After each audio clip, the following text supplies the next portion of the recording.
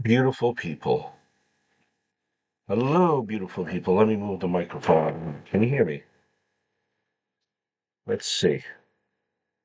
Wait, some people come in. Hopefully, people come in.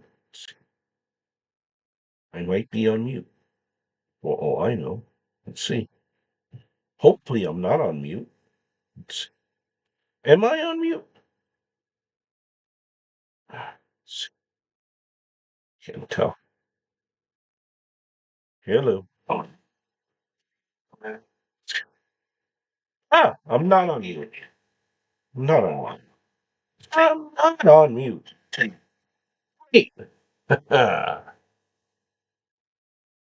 Hope all is well, beautiful people. And I'm coming to you from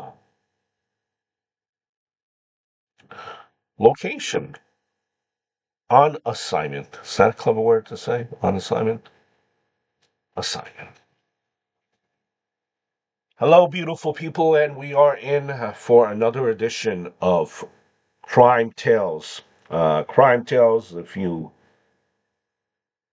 have looked at my channel, Thomas in New York, though I recently kind of doing a rebranding where I changed the name because it's mostly like stories in New York, but I do go outside of New York, nowhere crazy, New Jersey, Pennsylvania, and cover some stories there. But it's mostly a New York channel with events, roadside attractions, true crime, famous graves, yada, yada, yada, yada.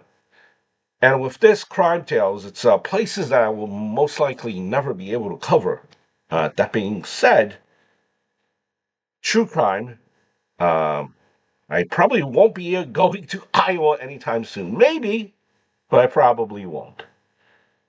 So, with that being said, I do want to cover a case that shocked the nation over 120 years ago. As I'm battling a cold, my goodness, New York weather absolutely sucks. My tissues here are probably just as high as the snowfall outside, if you get the drift. We're talking about um, the Villisca tragedy of 1912. It's actually known by the Villisca A.M. If you are savvy, you could probably figure it out. I don't know if I could say it on YouTube because YouTube is a little bit weird like that. I had a case that I was doing about the Empire State Building, and it just the words used and thought they weren't that bad, but it just triggers a whole lot of things. So it's the Villisca. I'm going to call it the Villisca tragedy. It's the Villisca AM. You know it. I'm sure you heard of it. It's from 1912. It's one of the most disturbing, probably, cases. Definitely coming from that neck of the woods, uh, much less the United States. At the end of a quiet street in Iowa, there sits an old white frame house. Villisca, Iowa, to be exact. Up the street, there are even a group of churches. And a few blocks away is a park that faces a middle school. The old white house looks like many others that fill that neighborhood.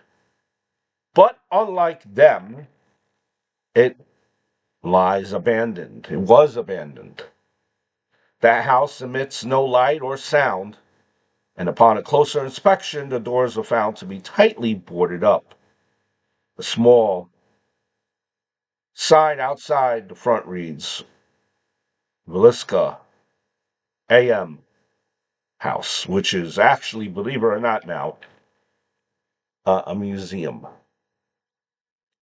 I mean, I guess with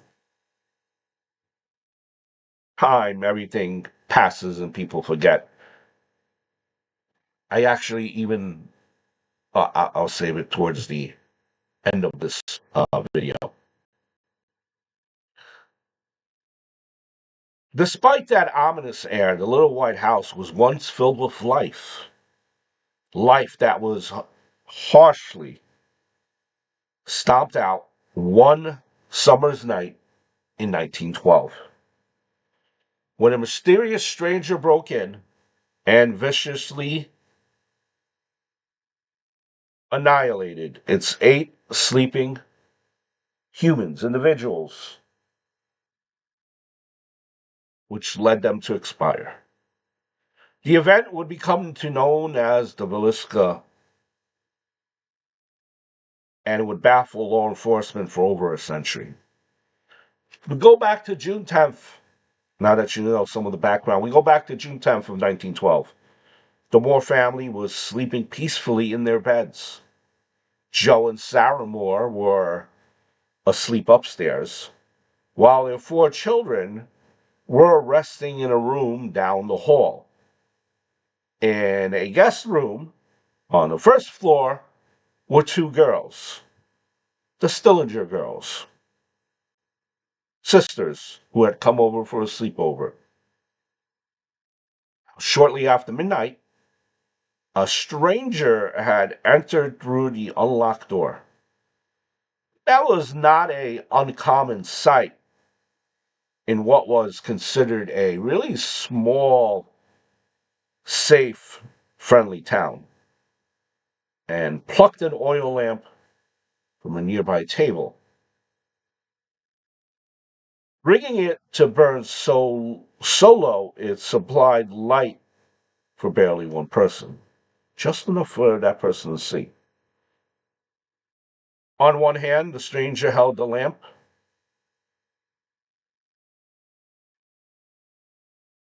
lighting the way through the house as he's walking through the house. In his other hand, it is assumed that he held an axe.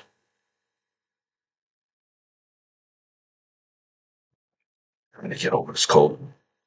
Ignoring the sleeping girls downstairs, the stranger made his way up the stairs, guided by the lamp and a seemingly unerring knowledge of the home's layout.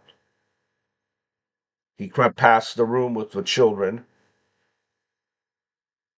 and into Mr. and Mrs. Moore's bedroom. Then he made his way to the children's bedroom and finally back down to the bedroom downstairs. In each room, he committed some of the most grisliest acts which caused people to expire in American history. Then, as quickly and silently as he had arrived, the stranger had left, taking keys from the home and locking the door behind him.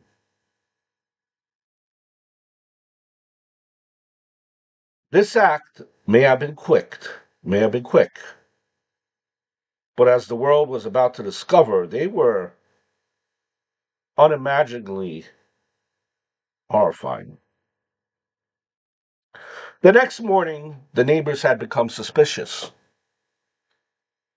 noticing that the usually rambunctious home was quiet. They alerted Joe's brother, who had arrived to take a look. What he saw after letting himself in with his own key was enough to make him sick. Everyone in the house had expired. All 8 of them.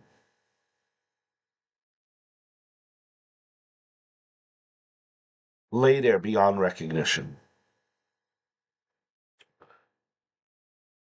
The police had determined that the Moore parents had been expired first, with force, tremendous force. The weapon, the axe that had been used to expire them, had been swung so high above the Annihilator's head that it gouged the ceiling above the bed, made a dent, did some damage. Joe alone had been hit with the axe at least 30 times. 30.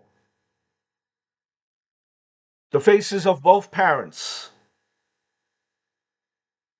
as well as the children, had been reduced to nothing but a bloody pulp.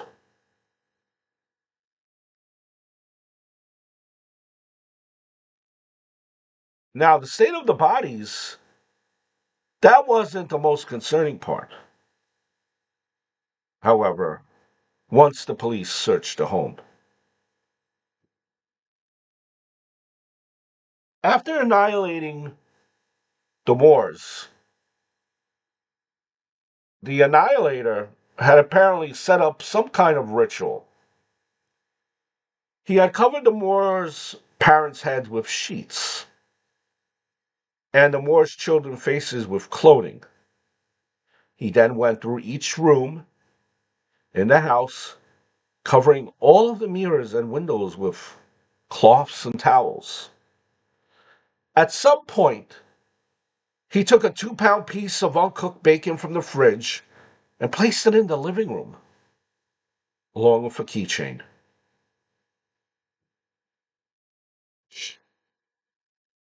A bowl of water was found in the home.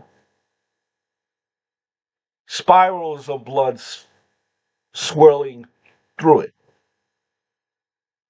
Police believe that this individual had washed his hands in it before leaving.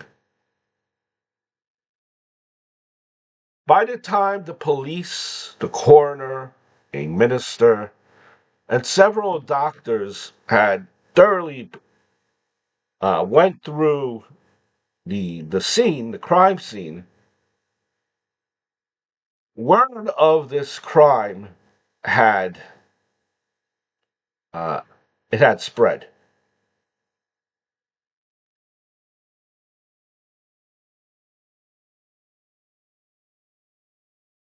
It had spread, and the crowd outside the home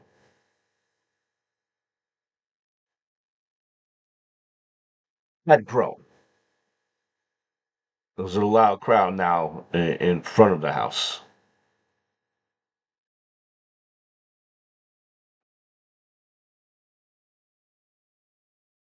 Officials had cautioned the townspeople,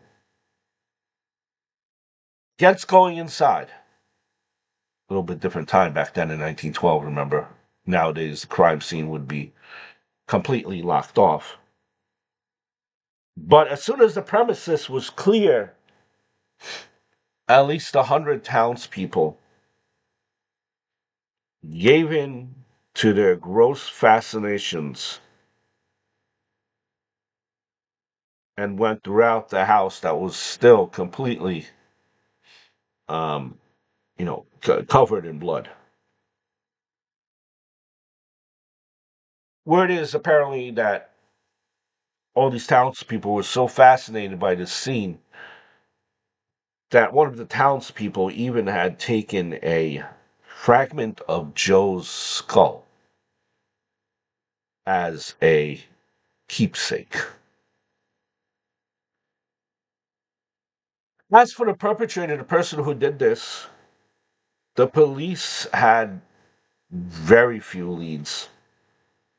A few half-hearted efforts to search the town and surrounding countrysides they were made, although most officials had believed that with the roughly 5-hour head start that this annihilator had, he's long gone. Bloodhounds, they were brought in, which are bloodhounds dogs, but with no success, as the crime scene had been. Remember now, the crime scene with the townspeople coming in has been tampered, has been damaged. Few suspects were named over time, though none of them had panned out. The first, an individual by the name of Frank Jones, a local businessman who had been in competition with Joe Moore.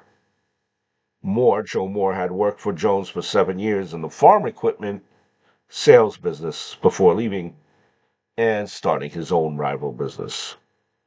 There was a rumor that Joe was having an affair with Jones's daughter-in-law, though the reports were unfounded.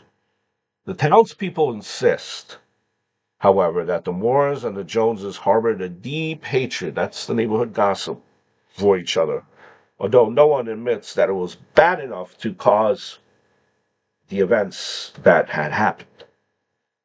Second suspect seemed far more likely and even confessed to the actions, though he later recanted, claiming that there was police brutality.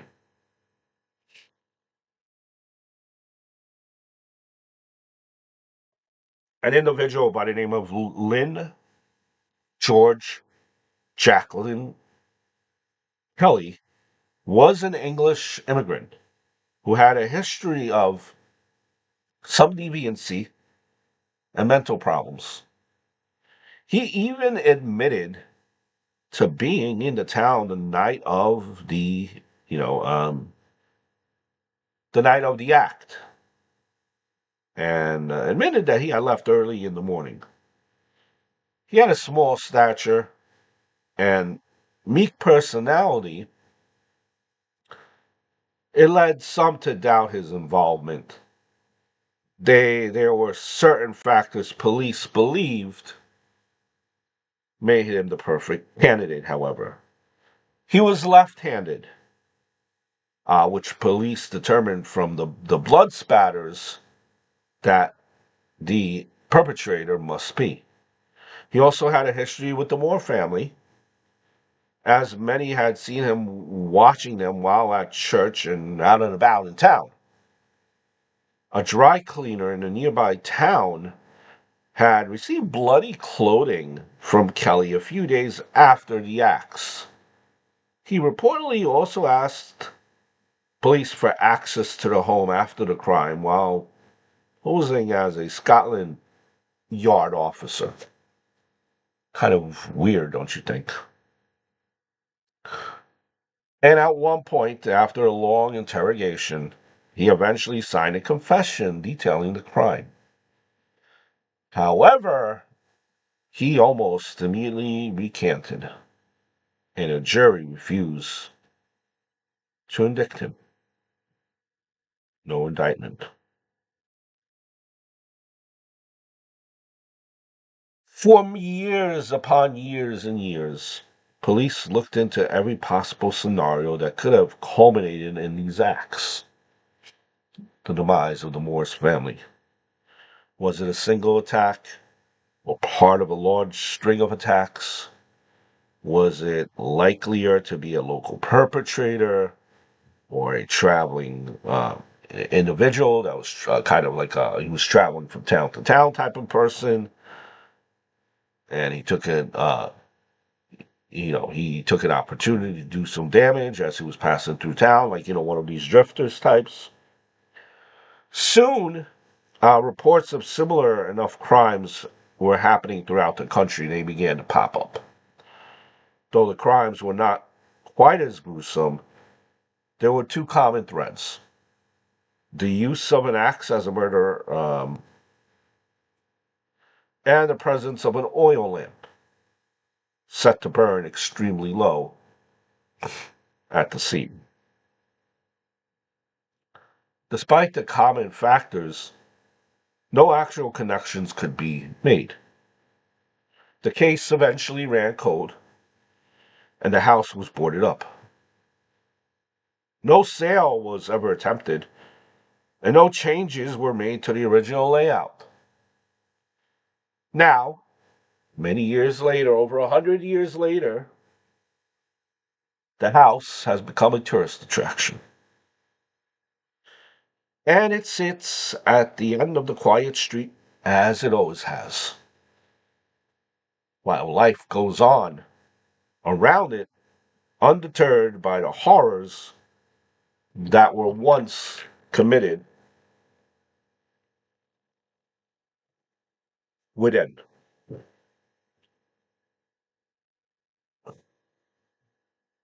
After time, eventually, right? Everything becomes an amusement. I believe I seen one of the a block party from years ago. I don't know if you guys have block parties, but it's when everyone puts their money together, closes your block, your street, and everyone has a barbecue. Usually in the summertime, everyone has their own little parties. The road is closed. There's a DJ. You know, ponies come for the kids. And they one year I remember they had an inflatable ride. It was called the Titanic. I mean, like that saying, I guess with time everything is forgotten. Out of sight, out of mind. Very weird. Very weird thing. Very weird.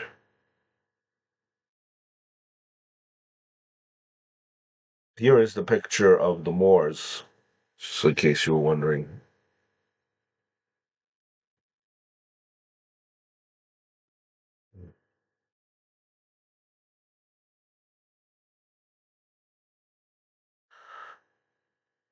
Very weird, very sad story. Very weird that's almost like a tourist attraction. I don't know. Are you able to buy souvenirs there as well? A little bit odd to me.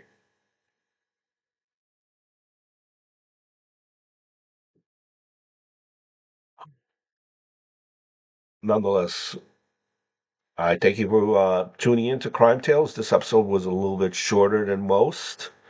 Still battling a cold. Wanted to get that true crime story out there to you. We'll be posting. The next video I'll be posting is a um, famous grave on YouTube. So do subscribe. It's Thomas. Um, Thomas in New York. Um, leave a comment.